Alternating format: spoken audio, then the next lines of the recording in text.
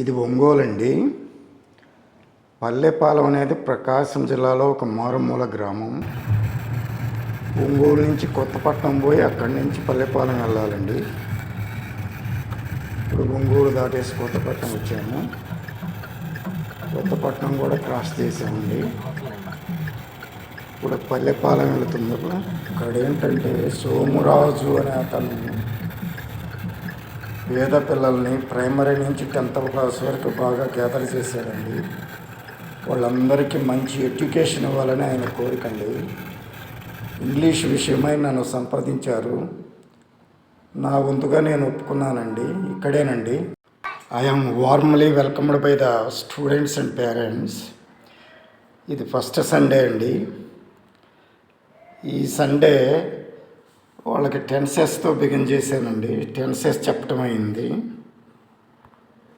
పిల్లలందరూ శ్రద్ధగా వింటున్నారండి.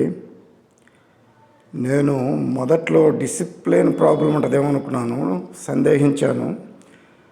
కానీ మన టౌన్ పిల్లల కంటే చాలా డిసిప్లిన్గా ఉన్నారండి. ఇక్కడ రకరకాల క్లాసులు, రకరకాల స్టాండర్డ్స్ ఉన్న పిల్లలు ఉన్నారండి. కాబట్టి కొంచెం వాళ్ళ విషయంలో కొంచెం రకరకాల స్టాండర్డ్స్ కాబట్టి కొంచెం జాగ్రత్తగా చెప్పాల్సి వస్తుందండి. చెప్తున్నా, ఈ గ్రామర్ మొత్తం అనేది గ్రామర్లో ముఖ్యమైనటువంటి భాగం.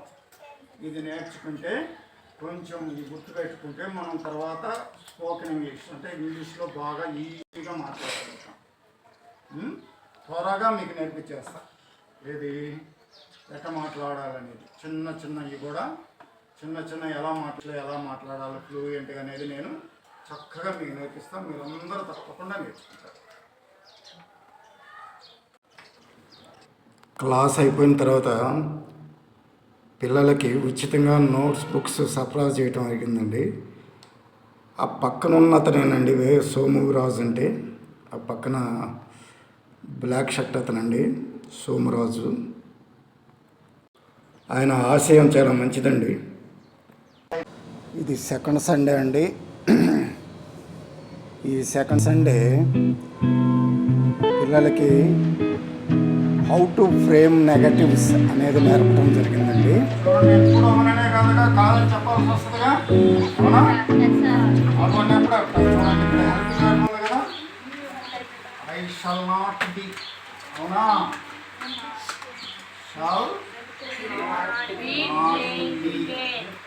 అంటే ఫస్ట్ హెల్ప్ తర్వాత నాట్ పెట్టేస్తే సరిపోతుంది అనమాట. I shall not be playing cricket.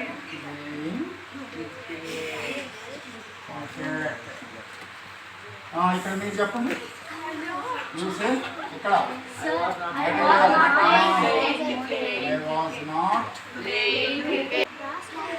ఇప్పుడు హెల్పింగ్ వెర్బ్స్ ఉన్నాయి కాబట్టి వీటన్నిటికీ హెల్పింగ్ వెర్బ్స్ తర్వాత నాట్ పెట్టేస్తే నెగటివ్గా రాసాము. కానీ ఇప్పుడు ఎలా మరి వీటికి హెల్పింగ్ వెర్బ్స్ లేవుగా. చూడండి, ఇది ప్రజెంట్ ఇండెఫినిట్ టెన్స్, ఇది పాస్ట్ ఇండెఫినిట్ టెన్స్. మరి నాట్ ఎక్కడ పెట్టాలి, నెగటివ్ ఎక్కడ పెట్టాలి? అప్పుడు ఏం చేయాలంటే మనము అలా రాయకూడదు. ఇక్కడ చూడండి V1 కదా, V1 ఉన్నప్పుడు మనకి డూ కానీ డస్ కానీ వస్తాయి అన్నమాట. డూ కానీ థర్డ్ పర్సన్ సింగులర్ అయితే డస్ వస్తాయి, ప్లూరల్ అయితే డూ వస్తాయి. Don't play, I don't play cricket. ఇక్కడ చెప్పండి, ఇక్కడ ఎలా ఈ V1 కాబట్టి డూ కానీ డస్ కానీ వస్తుంది. అంటే డోంట్ కానీ డస్ నాట్ కానీ, డోంట్ కానీ.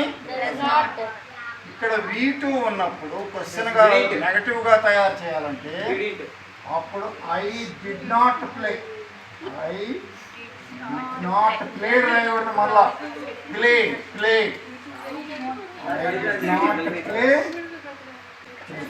థర్డ్ సండే కూడా వెళ్ళటం జరిగిందండి. థర్డ్ సండే రోజున పిల్లలకి how to frame questions in English అనేది నేర్పడం జరిగిందండి.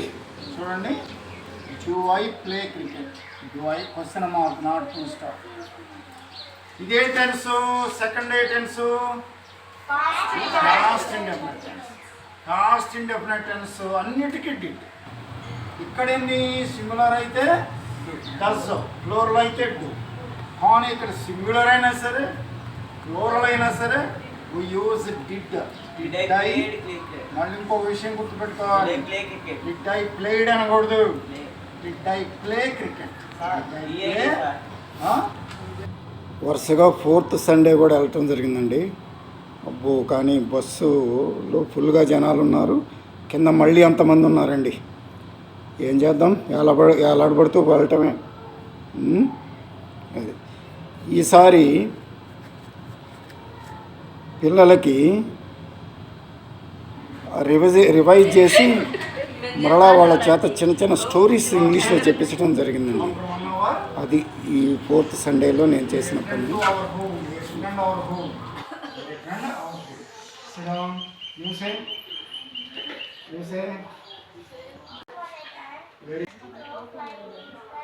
Okay,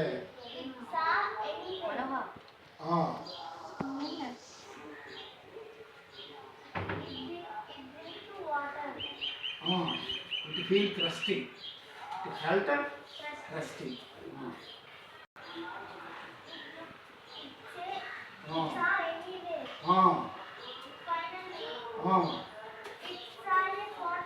Very good.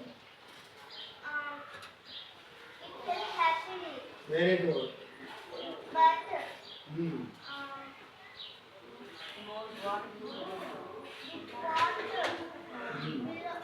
bottom of the water. Very good. He saw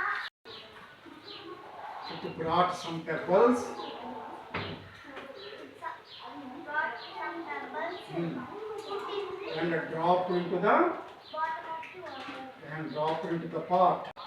Now the crow can reach the water. Now the crow can reach the water. It saw felt happy.